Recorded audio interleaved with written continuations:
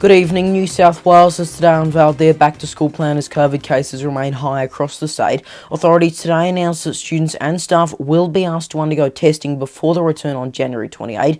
Twice weekly testing will also be carried out for the first 4 weeks of term. Premier Dominic Perrottet saying at a press conference this morning that 4 million tests have been distributed to 3,000 schools according to Channel 9, and more will come.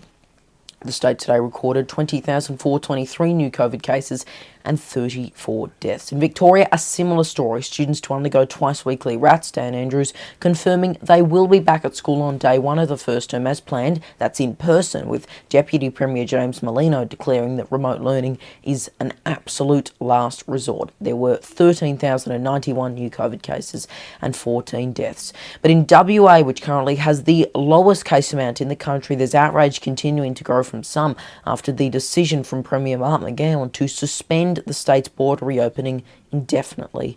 Political reporter Roman McKinnon has the details. WA Premier Mark McGowan has backflipped his decision to reopen Western Australia's border on February 5. Mr McGowan delaying the reopening indefinitely amid concerns over the Omicron variant and the rising cases in the eastern states. It would be reckless and irresponsible to open up now. I can't do it.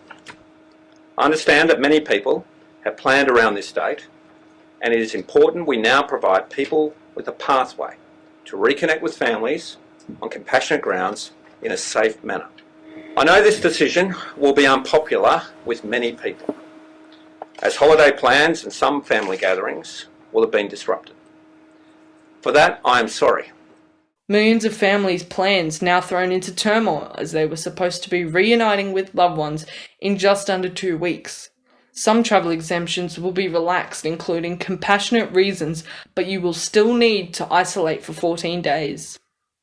If we proceeded with the original plan, we would be deliberately seeding thousands upon thousands of COVID cases into WA at this point in time.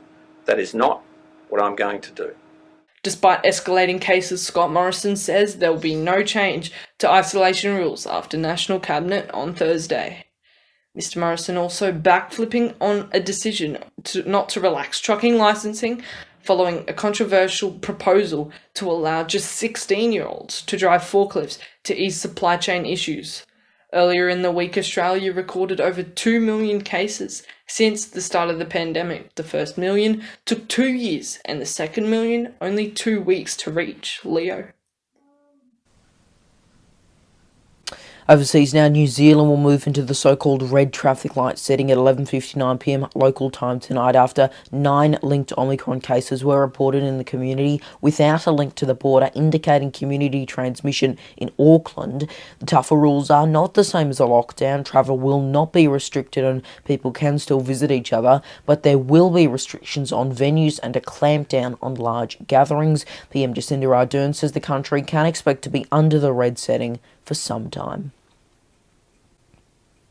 Well, with COVID cases rising across the nation, there's growing concern about the increased wait times and delayed diagnosis for people with breast cancer symptoms. Earlier, I caught up with Nicole Borzillo, the Senior Project Manager at the Breast Screen Initiative, to discuss that topic and also discuss misinformation about breast cancer screening that is spreading online.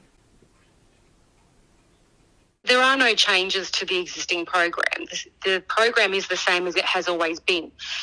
Women 50 to 74 receive an invitation to use the program. It is all free of charge, but women from 40 onwards are able to access it. They just need to call and make a booking. So that's women 40 to 49 and 74 plus can still access the service for free. They just aren't formally invited.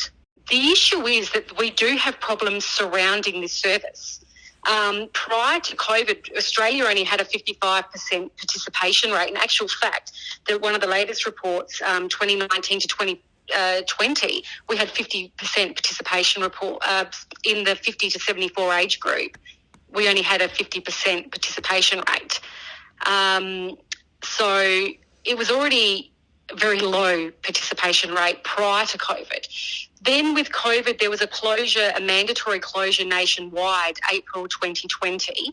So it was about a month that all the state screening sites closed. So these are state programs that are funded by the federal government, but each state runs independently. So their reporting is biennial. So the same time frame in April of 2018, 74,000 women were screened.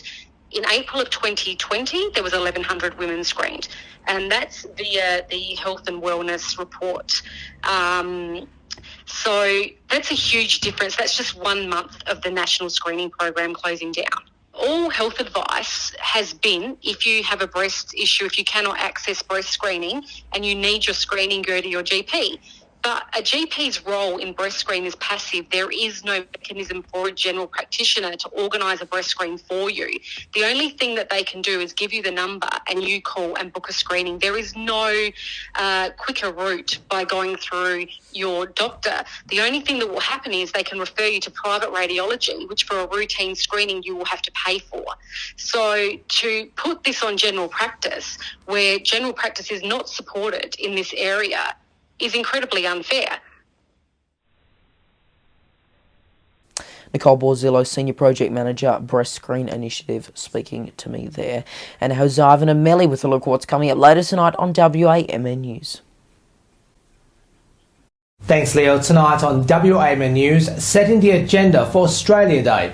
Pauline Hanson to present a speech to Western Australia, a WAMN News exclusive. Also tonight, Mark McGowan's backflip caused a stir, so when will we reopen again? An exclusive Q&A with Dr. Andrew Miller on what's next for WA. A rail union boss goes to the bush as regional towns continue their outcry for the return of tier-free rail. Join us tonight on the WAMN News Facebook page and YouTube channel. Alright, thanks both Ivan and Melly there, and of course a massive congrats to Melly as well on her first night in the anchor chair. Let's now check in with our very own senior reporter Darby Travers, who is on the ground on the Gold Coast with a look at tomorrow's weather forecast. Good evening everyone from the Gold Coast in Queensland. Yes, I've made a quick getaway up from Melbourne for a few weeks, and mild conditions across most parts of the state and much warmer heat in other parts of the country, which is where we head now. Tomorrow's weather forecast starting in Brisbane, expecting a top of 29, rain, and 24 in Sydney, 28 partly cloudy in Canberra, 34 in Melbourne, 26 in Hobart, a chance of some showers, 29 in Adelaide, wet weather on the way in Alice Springs, a top of 24 there, 32, sunny in Perth, and in Darwin thunderstorms, a warm top of 35. So there you have it, your latest weather forecast live here from the beautiful Surfers Paradise. For now though, it's back to Melbourne and Leo in the studio. Alright, Darby Travers there on the Gold Coast. And just before we go tonight, I know I usually tend to plug the 6 News social media accounts, not my personal ones. But worth mentioning something about one of my personal accounts, because as some of you may or may not know, my Instagram account was hacked. I no longer have any access to it. That handle is Leo_Puglisi602. They added 2 numbers at the end for some reason. So just to make it clear, that is not me anymore. I have no control. Whatever you see, whether it's a video, whether it's a message telling you to follow an account, do something, buy something, invest in something, especially Bitcoin related, that is not me. So what I need you to do, just report that account for impersonation or something like that. Report, unfollow, then block, and then follow me on my new Instagram account. That is LeoPuglisi6. That is the same as all my other social media handles, bar the underscore.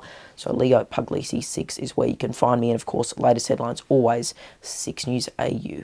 And that is 6 News for this Sunday evening. You can stay up to date with the latest headlines by heading to our website, 6newsau.com, and by following us on social media, Facebook, Twitter, Instagram, TikTok, and Lit.